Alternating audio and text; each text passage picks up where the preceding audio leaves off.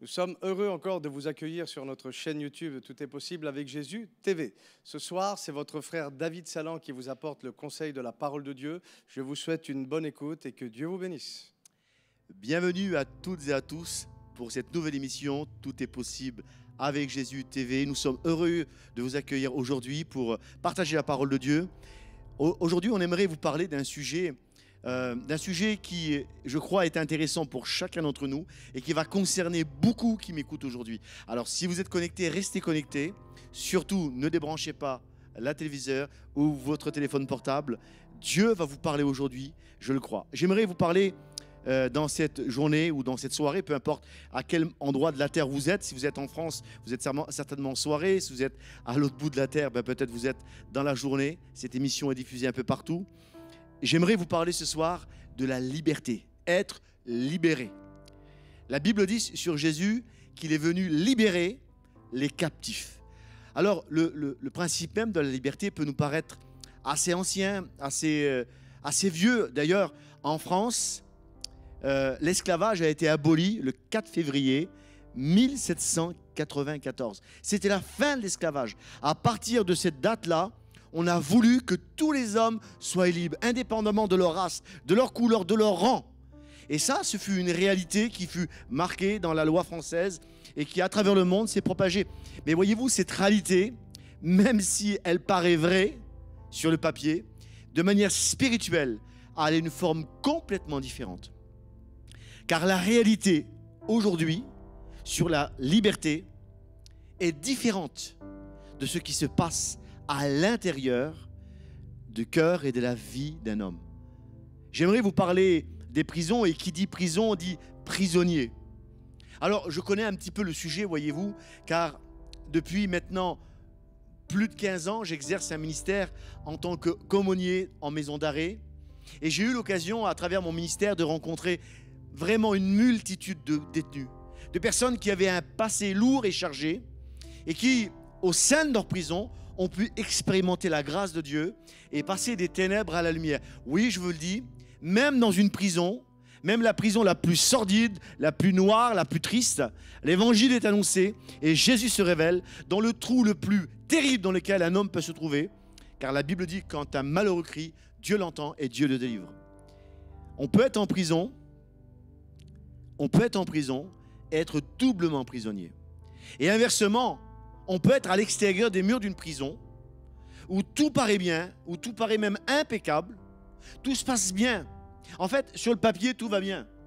Un bon foyer, une bonne femme, un bon mari, de beaux enfants, une situation financière et matérielle plutôt confortable. Mais à l'intérieur, il y a des prisons, il y a des cellules, il y a des chaînes, il y a des liens. Il y a toutes sortes de problèmes qui se passent à l'intérieur du cœur de l'homme. Un jour, j'ai eu l'occasion de rencontrer un détenu et j'aimerais vous expliquer ce témoignage.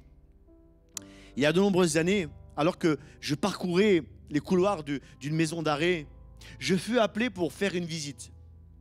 Et cette visite, elle se faisait dans un quartier qu'on appelait le quartier d'isolement, là où les détenus étaient très surveillés car ils étaient réputés comme hautement dangereux.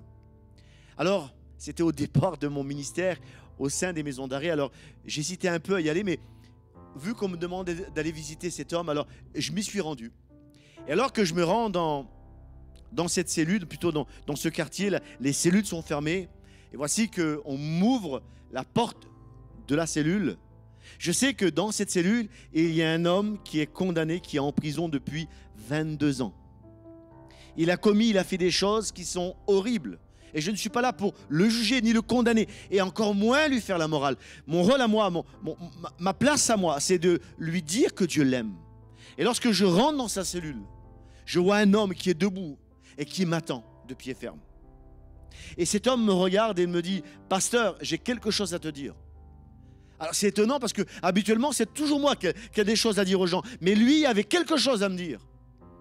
Alors je me suis tu, je me suis assis et je l'ai écouté. Et lorsque je l'ai écouté, il m'a dit « Pasteur, je vais t'expliquer comment Jésus m'a libéré. » J'ai dit « Waouh, il y a un plan d'évasion quelque part ? quelque chose s'est passé. Jésus l'a libéré, mais mon gars, tu es toujours en prison. En fait, je ne lui ai pas dit, mais c'est ce que je pensais à l'intérieur. C'est ce que je pensais, il était toujours en prison et tu me dis que tu es libre. Et il a commencé à m'expliquer son histoire. Il est tombé en prison il y a de nombreuses années. Et lorsqu'il est tombé en prison, c'était quelqu'un qui était révolté, plein de colère, plein de haine. Il en voulait au monde entier. Et lorsqu'il est arrivé dans cette prison, il a fait des choses encore terribles encore. Il était brisé, il était déchaîné. Il était plein de haine à l'intérieur de son cœur. La colère, l'amertume, la tristesse, la peur, l'angoisse étaient autant de cellules et de cachots dans lesquels son âme était enfermée. Et alors qu'il était là, dans sa cellule, pour tuer le temps, on va lui donner une Bible. Et ce qui est intéressant, c'est qu'en prison, les détenus ont beaucoup de temps à perdre. Lui qui était athée, lui qui ne croyait pas en Dieu, a commencé à lire la Bible. Et au fil des pages qu'il a commencé à tourner, à lire, il a commencé à réaliser qu'il était prisonnier. Mais que sa prison n'était pas les barreaux de la maison d'arrêt dans laquelle il se trouvait. Mais ils étaient tout autres. Il s'agissait d'une prison spirituelle. Il était prisonnier de son cœur, prisonnier de son péché, prisonnier de sa haine, de sa colère, de ses blessures, de sa rancœur, de sa tristesse. Et la liste était tellement longue. C'était un détenu dans une prison.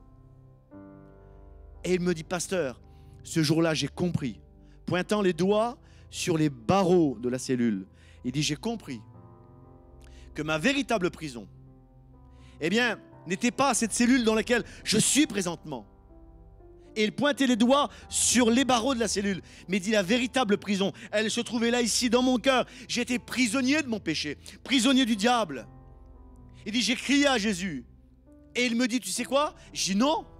J'étais là tout étonné. Il me dit, Jésus est venu dans ma cellule.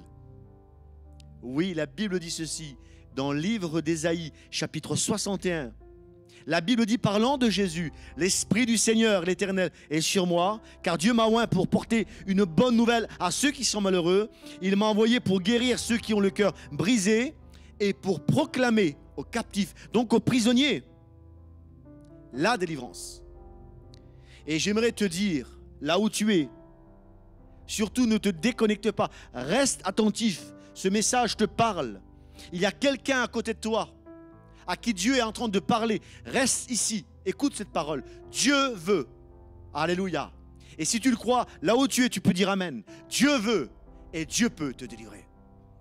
Et quelle que soit ta prison, quelle que soit ton addiction, quel que soit ce qui te tient, Dieu peut et Dieu veut te délivrer.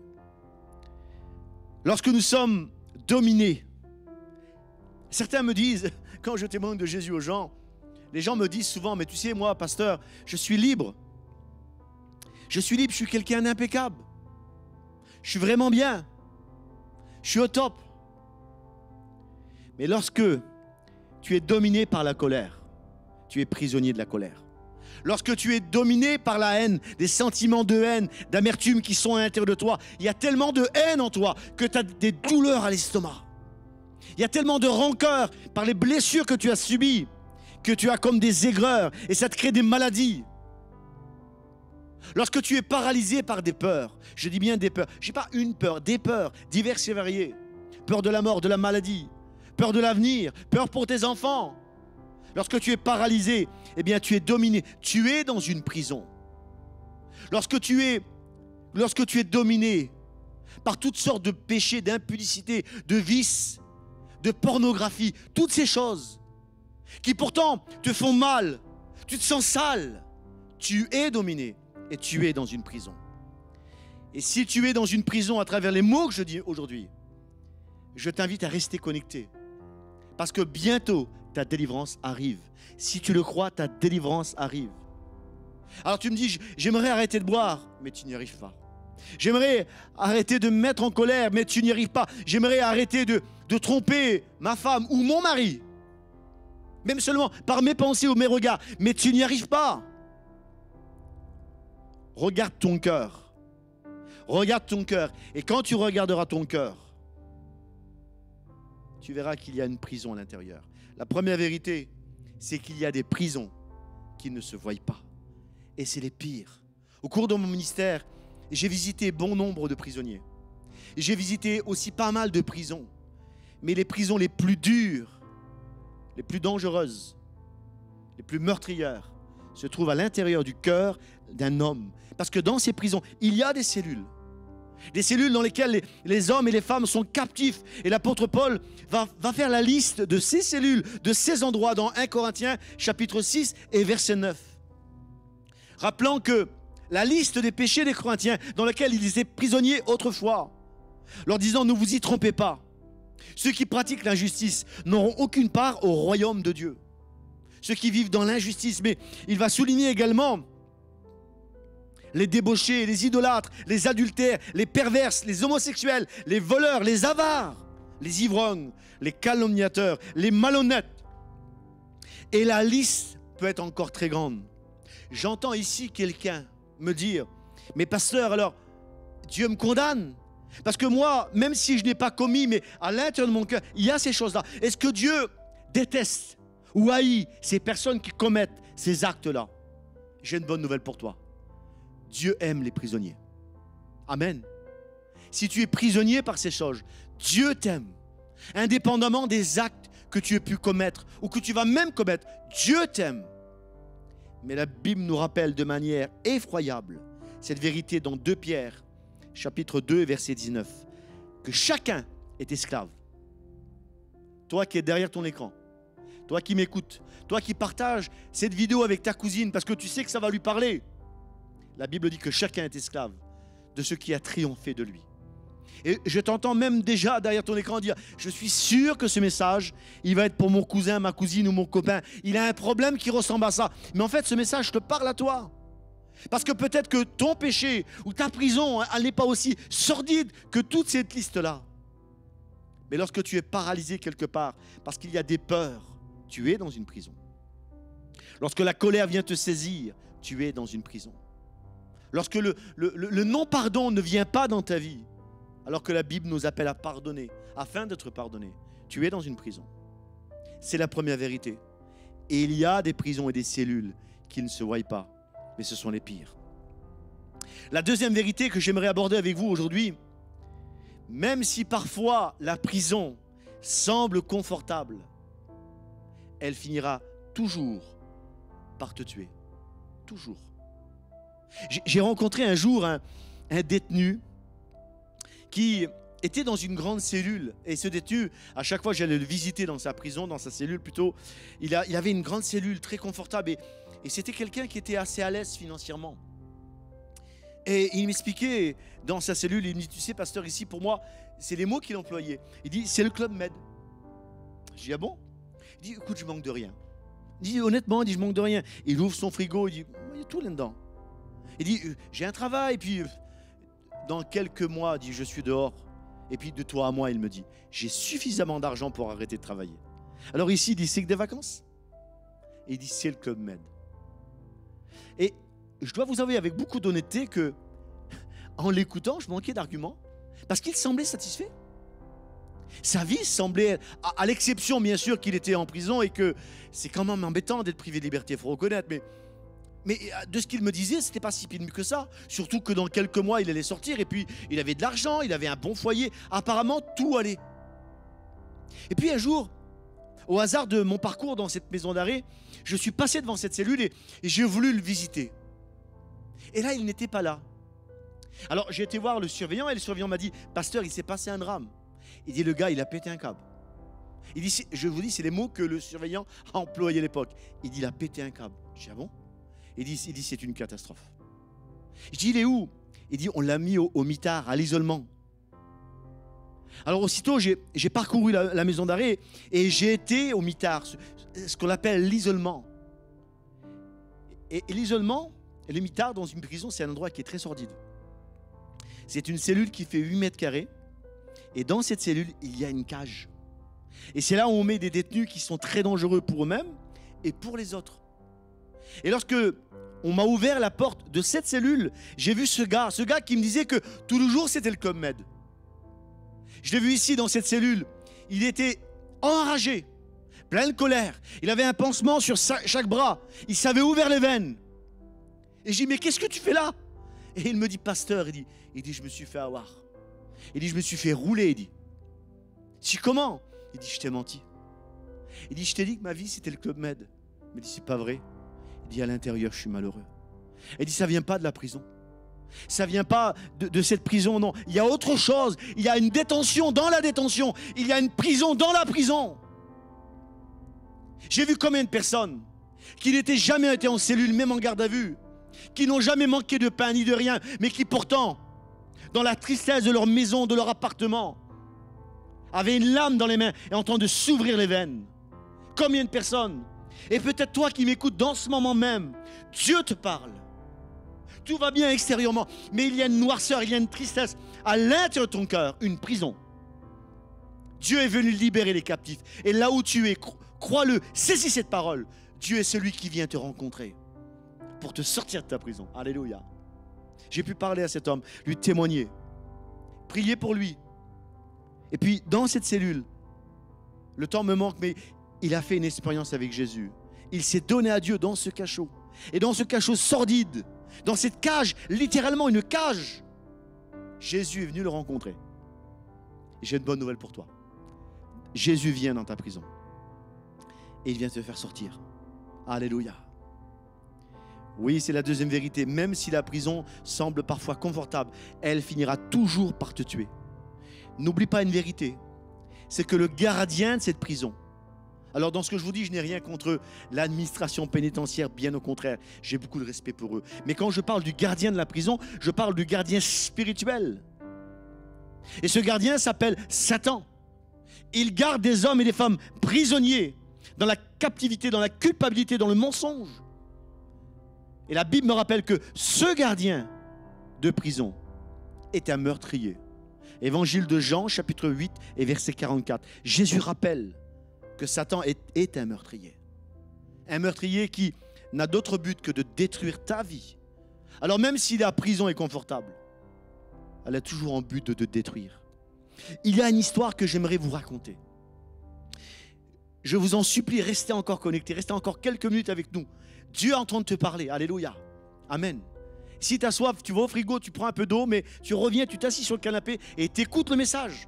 Si tu es au volant de ta voiture, surtout tu ne rates pas le téléphone, hein, d'accord? Mais tu gardes bien tes yeux sur la route, mais tu écoutes ce que Dieu a à te dire. Je vais vous expliquer cette histoire, elle est d'une tristesse absolue au départ. Mais il y a une telle joie, un tel bonheur dans la fin de cette histoire. La Bible dit ceci dans l'évangile de Luc, chapitre 8, versets 27 à 29. Je vous donne les grandes lignes, vous voulez bien? Il y avait un homme qui habitait, la Bible dit, dans les sépulcres. La Bible dit, lorsque Jésus fut descendu de la terre, Jésus était dans une barque, il arrive sur un territoire qu'on appelle Gadara. Et la Bible dit, il vient au-devant de lui un homme de la ville. Il était possédé de plusieurs démons. Depuis longtemps, il ne portait pas de vêtements. En d'autres mots, il était nu. Et il avait sa demeure, non dans une maison, mais dans les sépulcres, dans les tombes. Ayant vu Jésus, il poussa un cri, il se jeta à ses pieds. J'imagine le cri de cet homme, la détresse de cet homme. Et j'imagine maintenant, pendant que je prêche ce message, à l'autre bout de cet écran, la détresse et le cri de désespoir de milliers, de millions d'hommes et de femmes qui sont liés par toutes sortes de péchés et d'addictions. Mais lorsque Jésus vient, c'est la lumière qui brille dans les ténèbres. Lorsque Jésus arrive quelque part, aucune puissance des ténèbres ne tient devant lui. Et là où tu es, écoute-moi avec attention, là où tu es, si tu l'appelles, tu n'as pas besoin d'être dans une église, dans ton canapé, dans ton appartement, dans ta caravane, dans ta maison, dans ta voiture, peu importe, là où tu es. Lorsque Jésus vient, et crois-le, qu'il vient maintenant à l'écoute de cette parole, ce qui est en toi va crier tellement fort. La Bible dit qu'il va crier. Et la Bible dit que Jésus va commander à l'esprit impur. Donc Jésus va commander au gardien de la prison, à celui qui le tenait captif, de sortir. Et vous savez quoi? La Bible dit que dans l'instant, cet homme fut complètement libéré. Et c'est ça la bonne nouvelle du royaume de Dieu.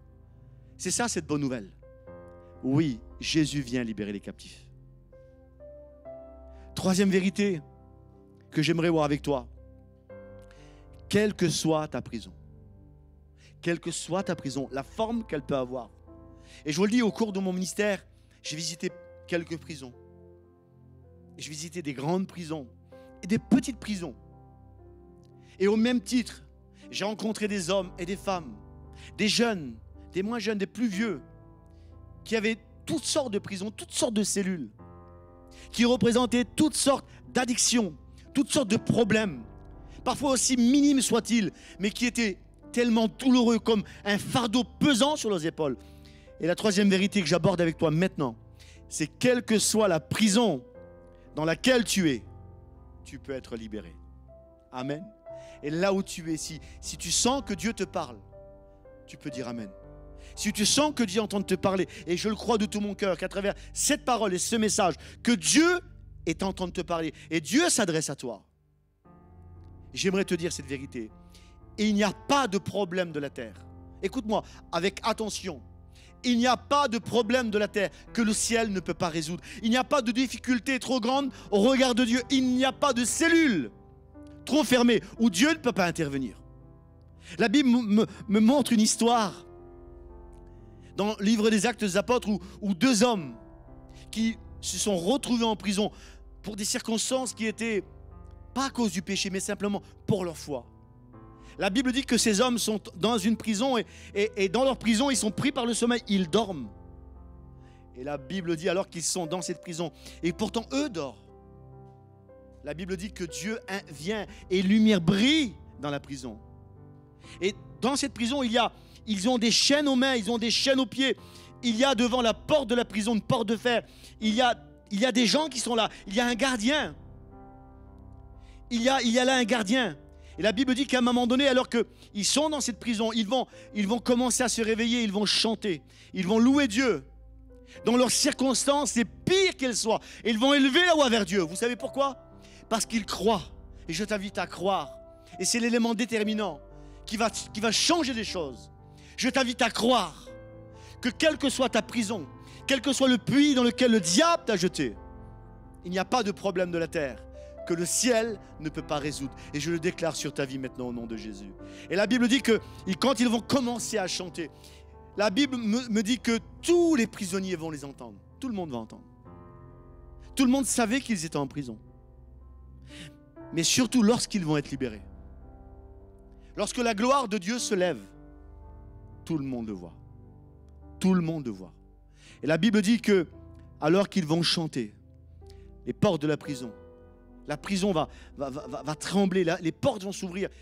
Et la Bible dit que non seulement ces prisonniers-là, eux, qui chantaient des louanges de Dieu, vont être libérés, mais également tous ceux qui étaient autour d'eux. Tu sais quoi?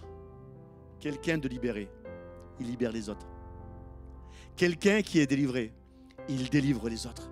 Quelqu'un qui est rempli, il remplit les autres. Quelqu'un qui est béni, il bénit les autres. Est-ce que tu ne voudrais pas aujourd'hui, à travers ce message, à travers cette parole que Dieu te donne, être déjà libéré et être un moyen de libération pour ta famille, pour tes bien-aimés, pour des gens que tu connais? Oui, la Bible dit que Jésus est venu apporter aux captifs la délivrance. Alléluia. Quatrième vérité que j'aimerais voir avec toi, et on va terminer dans quelques minutes. Reste encore connecté. Je t'en supplie. Dieu est en train de te parler. Et nous allons plus loin avec la parole de Dieu. Quatrième vérité. Pour être libéré parfois, il suffit d'un choix. Car il y a certaines prisons, certaines détentions, certains liens qui sont le résultat de notre désobéissance, de nos choix personnels, de notre incompréhension. Il y a dans nos vies des ennemis qui nous amènent. J'ai bien, dans nos vies, il y a des ennemis personnels que nous côtoyons tous les jours, qui t'amènent dans des prisons. Ces ennemis-là te tirent vers l'arrière. Quel est le nom de ces ennemis? Ils sont dans ta vie. Il y a la paresse. Il y a l'oisiveté. L'oisiveté, c'est quelqu'un qui ne veut jamais rien faire. L'incrédulité, le fait de ne pas croire que le changement est possible. La lâcheté sont autant d'ennemis dans ta vie qui t'amènent, qui te tirent dans la cellule, qui t'amènent dans la prison et qui te disent maintenant tu vas rester. Et je vais même te dire, ces personnages-là sont devant la porte de la prison. Et à chaque fois que tu voudrais faire un effort, La paresse, l'oisiveté, l'incrédulité, la lâcheté te rappellent comme autant de gardiens de prison que jamais tu ne sortiras d'ici. Mais j'aimerais t'annoncer ici qu'il y a des valeurs. Il y a des valeurs qui vont changer ta vie, des valeurs bibliques qui vont changer, transformer ta vie et qui vont t'amener à un renouveau. Quelles sont ces valeurs? Il y a la foi. La Bible dit ceci dans Hébreux chapitre 11 et verset 6. Or, sans la foi, il est impossible d'être agréable à Dieu. C'est la foi. Tu dois croire là où tu es. Écoute-moi avec attention. Tu dois croire là où tu es, chez toi, dans ton problème, que cette parole est pour toi et que Dieu maintenant, par la foi, va te libérer de ta prison, de ton problème. Quelles sont les valeurs qui vont amener un résultat dans ma vie? Il y a la foi, il y a la fermeté, il y a le courage, il y a la persévérance. Il y a ici une ligne de départ d'une importance capitale qui va déterminer dans ta vie l'état de ton avenir. Et j'aimerais te poser cette question. Et je termine dans quelques minutes. C'est une question qui va te paraître étrange, mais qui a tout son sens. Est-ce que tu voudrais être libre? Je t'entends sourire là où tu es. Tu me dis, ah, moi, bien sûr. Ça fait des années que je suis lié par certaines choses, par certaines addictions. Je voudrais être libre. Renonce. Renonce à ces choses qui te tiennent. Mais j'y arrive pas. Tout à l'heure, nous avons lu en introduction Ésaïe chapitre 61, verset 1er. Voilà pourquoi Jésus était venu apporter aux captifs la délivrance. J'aimerais vous lire le verset 3. Le verset 3 d'Ésaïe chapitre 61. Oui, Jésus est venu pour apporter aux captifs la délivrance, aux aveugles le recouvrement de la vue. Il est venu aussi pour accorder, verset 3, accorder aux affligés de Sion et leur donner un diadème au lieu de la cendre, une huile de joie au lieu du deuil, un vêtement de louange au lieu d'un esprit abattu. Et si tu le crois là où tu es, tu peux dire amen. Oui, Dieu vient dans ta vie, si tu le veux, te donner un diadème au lieu de la cendre. Mais si le diadème, c'est une couronne, si tu veux le diadème dans ta vie, renonce à la cendre. Il y a tellement de personnes à qui on parle de Dieu, on témoigne de Jésus, mais on leur dit des vérités bibliques et ils nous rappellent, ils nous ramènent toujours en arrière. Et ils se ramènent également en arrière. Oui, mais moi Oui, mais moi j'ai tel problème. Oui, mais moi j'ai telle maladie. Oui, moi j'ai telle difficulté. Je t'invite aujourd'hui à renoncer à la cendre et à saisir le diadème et à dire oui Seigneur, il y a une couronne pour moi. Amen. Une huile de joie. Une huile de joie au lieu du deuil. Est-ce que tu veux que la joie de Dieu vienne dans ta vie? Commence à dire Seigneur, je veux plus de cette tristesse dans ma vie. Un vêtement de louange au lieu d'un esprit abattu. Commence à croire maintenant et à confesser oui Seigneur, toutes ces choses je les jette loin derrière moi. Et je suis libre par la foi. Et aujourd'hui, reçois ta délivrance simplement par la foi. Nous l'avons vu ensemble. C'est possible d'être libre en Jésus. Là où tu es, reçois cette parole dans le nom de Jésus. Dieu te bénisse.